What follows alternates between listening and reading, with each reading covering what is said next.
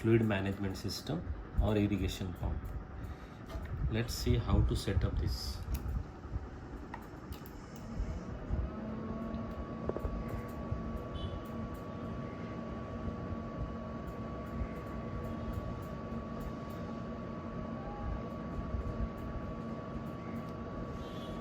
First you have to do a self-test.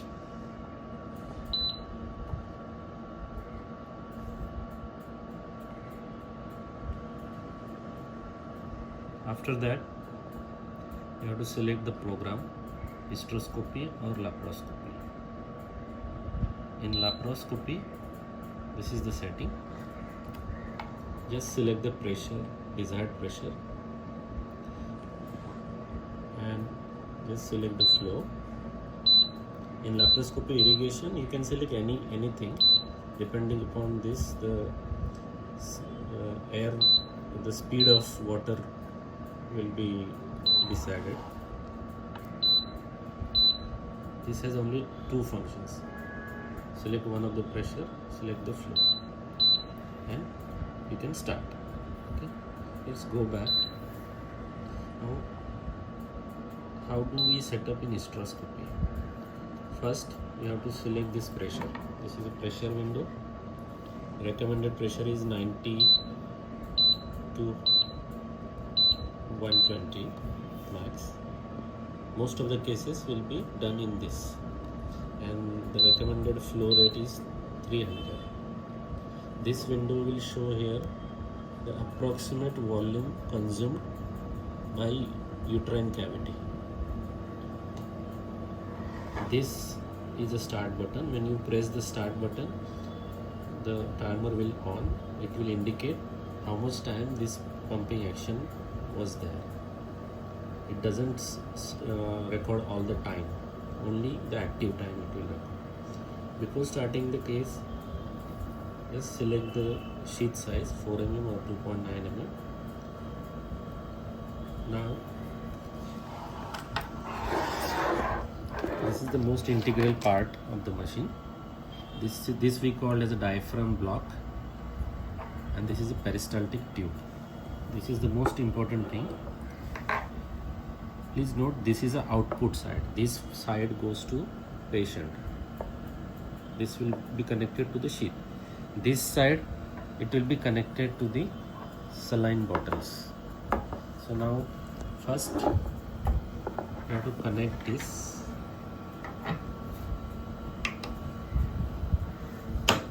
Like this, and just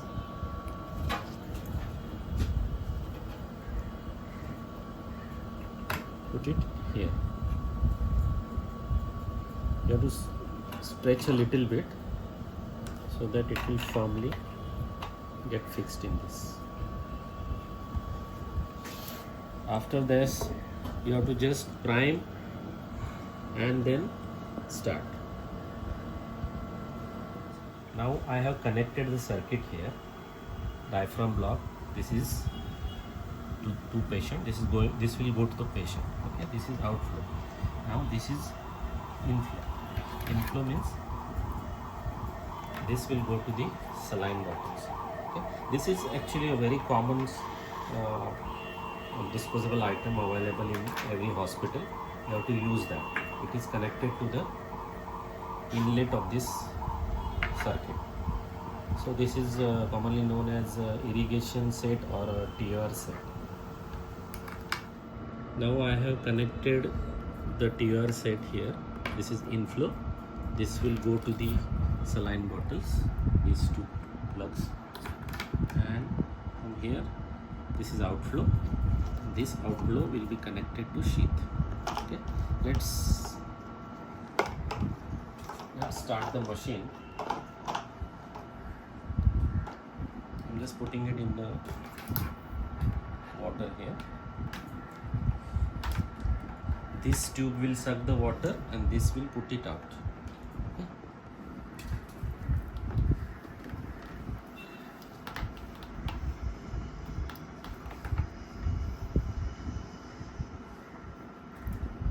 Now, once you connect the circuit, you have set the pressure desired pressure, desired flow.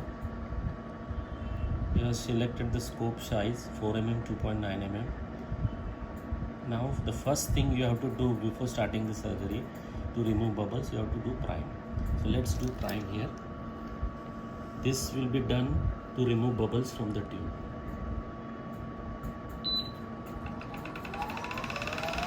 Now priming is in progress.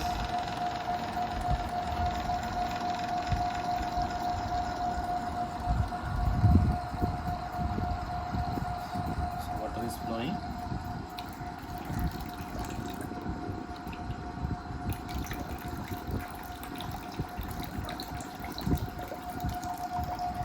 Priming is still in progress, but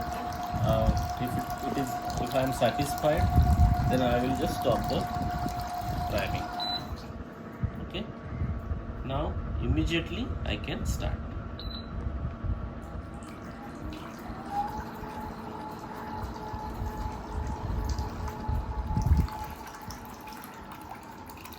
So this is how we have to set up the machine. If we want to pause the operation in between, just click on the stop button. So right now it is in paused condition.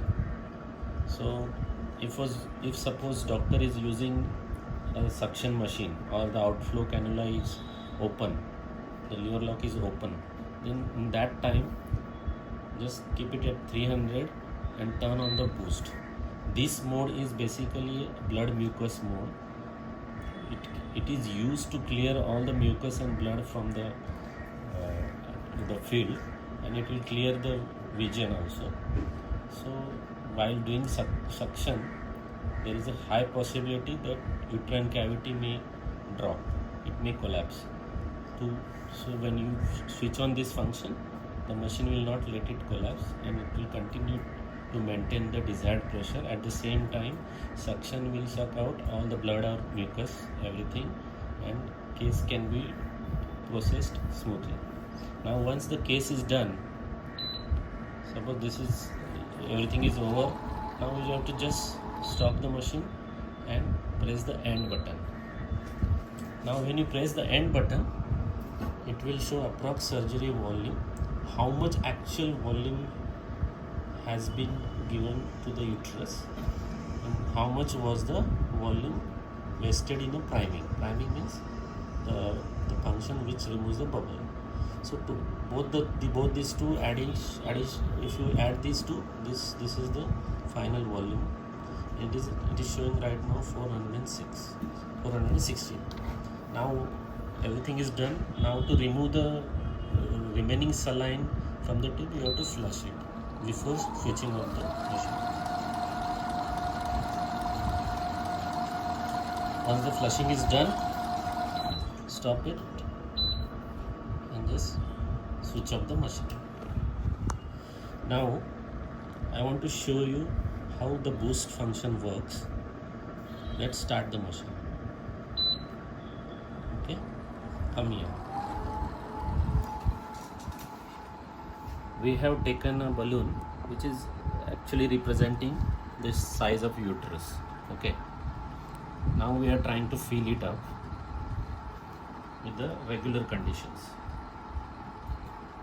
Now pressure is building up. Now pressure come close to 90.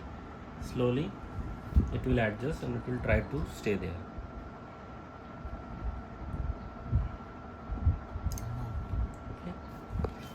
Now to do some experiments, we have connected a Y here. Means this is going to suppose uterus. We have connected a Y here to create a leak, or we want to show you how during suction boost works. So right now suction is closed, everything is fine, pressure is getting achieved here. Okay, now let's say doctor has started suction here. See, this is the rate at which suction is moved. Can you just focus on the water beam?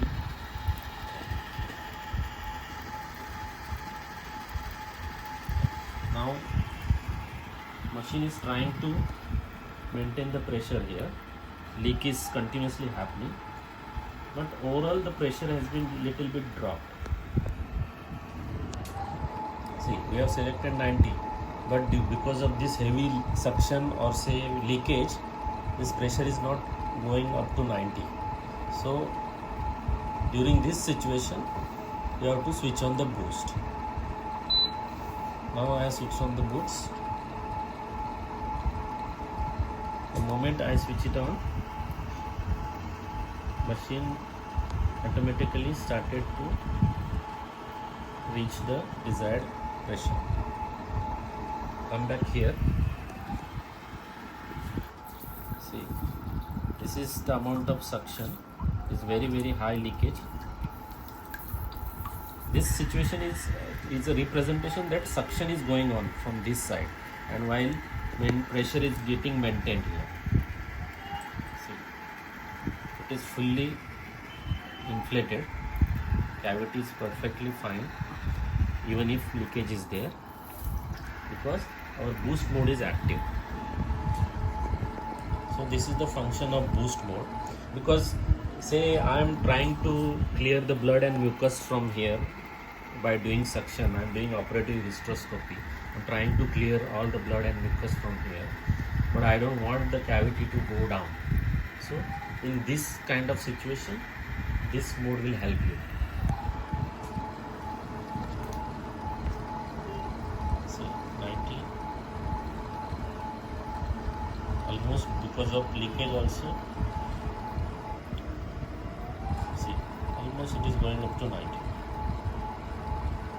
Machine will try, the intelligent program inside will keep on maintaining, it will keep on reaching to the desired pressure, no matter how much is the. Now suppose you want to reach the desired pressure faster, just increase the pressure here from 300 to 400. Now this will happen little more aggressively, but still at any condition it will not go beyond this desired set levels. So this is for patient safety.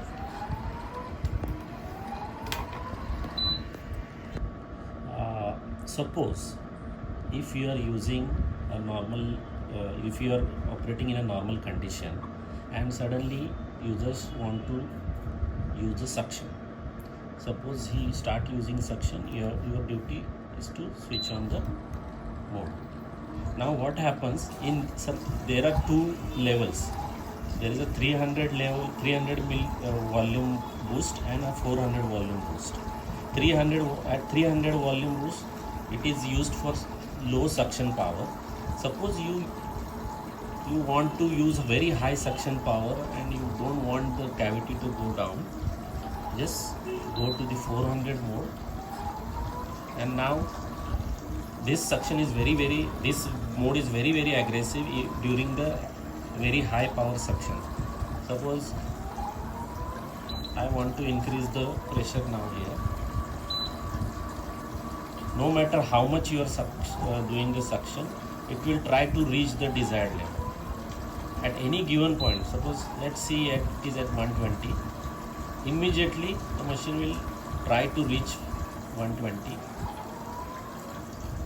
It will try to cover up the loss very aggressive. So at 400 boost mode works at an aggressive level, and at 300 it is at standard level. But in both these levels, boost will always try to maintain the cavity without losing the uterine distension. Now let's go 130, see what happens here.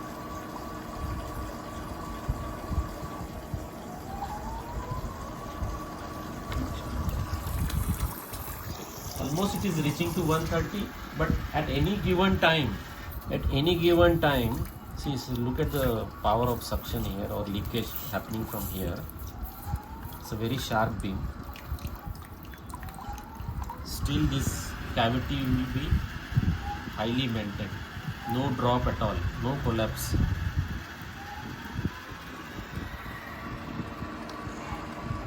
So this is the beauty of boost mode. At any worst condition, machine will try and give its best.